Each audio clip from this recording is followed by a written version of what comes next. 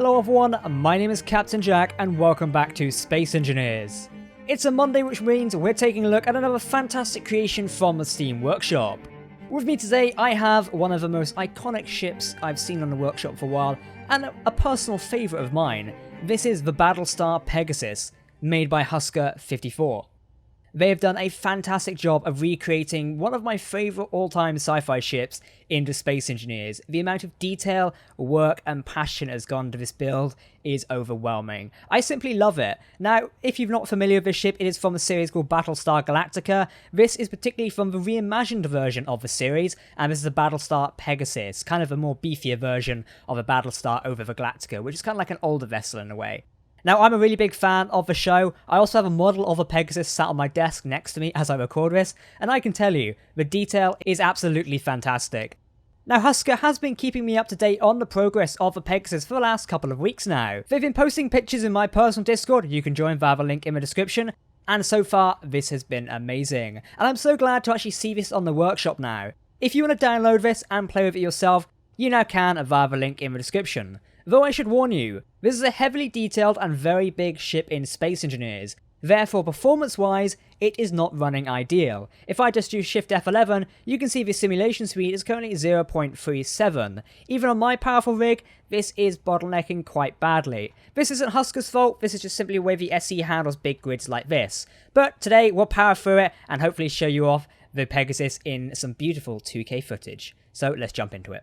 Alright, getting past the intro there, let's look at some of the detailing on the Pegasus so far. Now, Husker has basically replicated most of the, iconic points on board the Pegasus.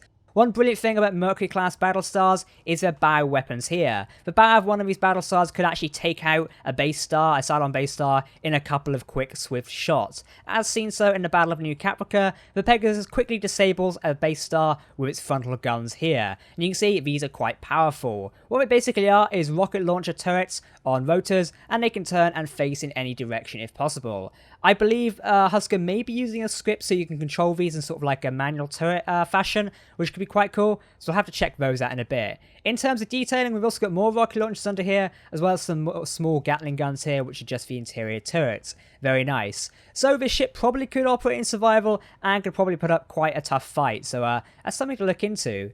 Now, they've perfectly recreated what I'd call the bow of the starship you can see here. The design and armor layering is fantastic, and also the little bit introverted bits there you can see with armor paneling stuff is absolutely really nice. I'm just looking at the model on my desk as I talk more about this, and it's simply fantastic. If we just go over here towards the middle of the ship, this bit is absolutely lovely. Honestly, I can't believe how well they've recreated the Pegasus. It's such an iconic ship as well. It's just fantastic to see it brought into Space Engineers in such great detail. If you want to roleplay around with the Pegasus, this now is the ship for you. Now, another part of the iconic Pegasus and Mercury-class Battlestars is the dual flight pods. You can see here the flight pods on the side have one landing strip on top and one landing strip below. It's fantastic. Now, Husker has recreated these, so they also include the Viper launch tubes, as well as a couple of turrets on the side as well, so this ship can operate from most angles. Like I said, the Pegasus was a very beefy warship, meaning it could fire on near most any angle, and they've managed to recreate that. So let's take a closer look. So we can see up here we have our main landing bay, which is very nice. So your Vipers would come into land here, and your Raptors and stuff like that, and then they'd obviously go down here into the lower areas.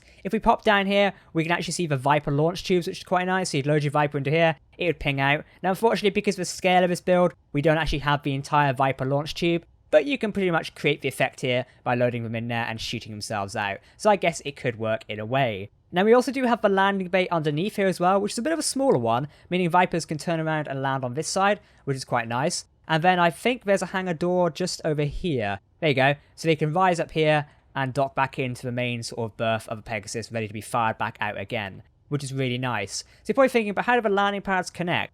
Well, Husker's built this nice little hallway in here, where this actually includes another one of the Pegasus' iconic features. Now, what made the Pegasus so great, which we can see here, is it actually had its own fighter rebuilding yards. So essentially, the Pegasus could repair, but not only reproduce and remake new Vipers as well. So as you probably saw in Battlestar Galactica, Vipers got destroyed nearly every episode. Now, because they were on short supply in Galactica, when Pegasus came along, they could resupply themselves because the Pegasus could actually construct new Vipers, which is fantastic, meaning they got a whole new load of fighters which the Galactica and Pegasus could fight with. And Husker's actually recreated these fighter bays here on board the Pegasus, which you can see, and it's fantastic. So if we just pop in a minute, I wonder if we can get it to build one.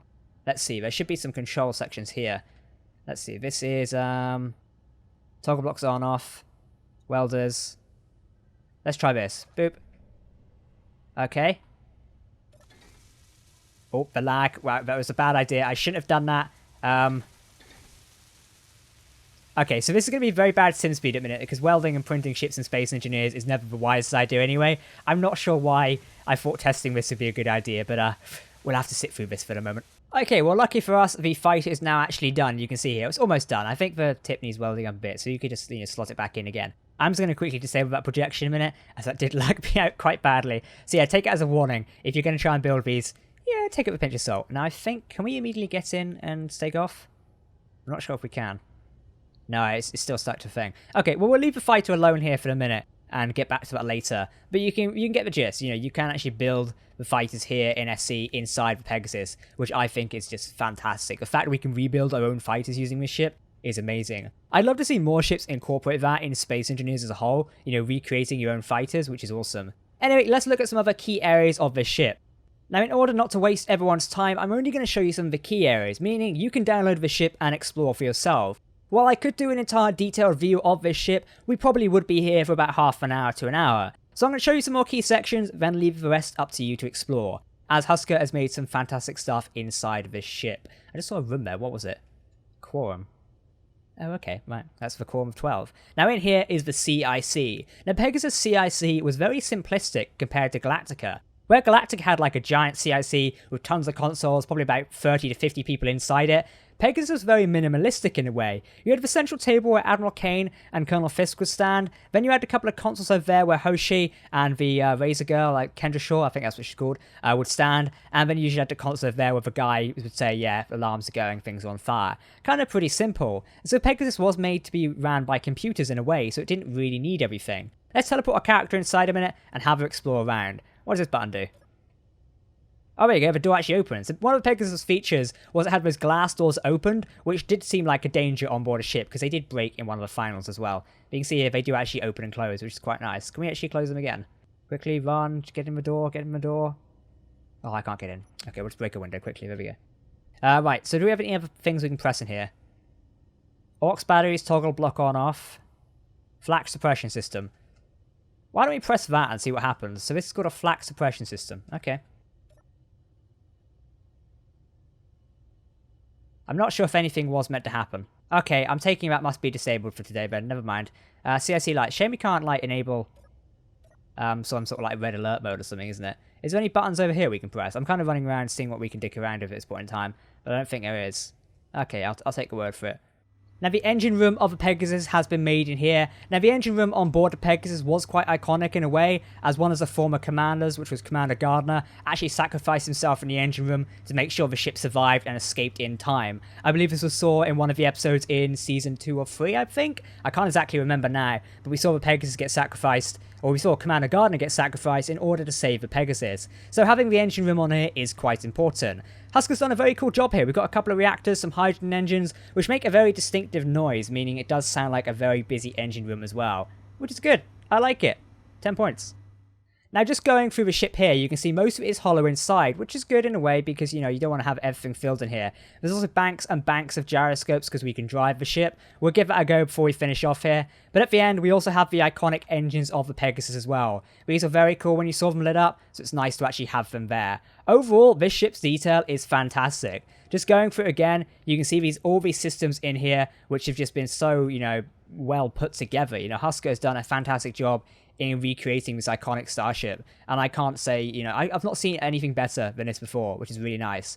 Now, the bow of the ship, there isn't much in it, which is fair enough, but on the sides here, we do have a couple of missile silo doors, which have warheads and stuff timed in them, so I suppose if we wanted to activate them, we probably could, and, send off a couple of missiles to blow up a couple of base stars, again, if we wanted to.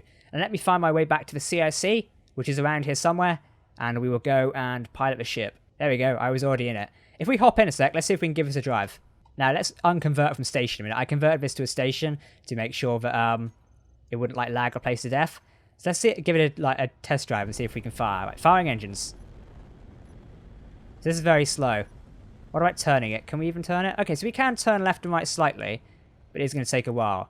And there we go. This has been the Battlestar Pegasus. If you do want to download this for yourself and play around with it and explore some of the features I didn't show today, make sure to do so. The link will be available in the description, and if you want to see more pictures of this, I believe Husker has posted some of them in my Discord, so make sure to come and join. In the meantime, I've been Captain Jack. Thank you for watching this video today. If you'd like to tune in for more Space Engineers videos, then make sure to hit that subscribe button, and I'll be bringing more content to you very soon. Thanks for watching, and goodbye.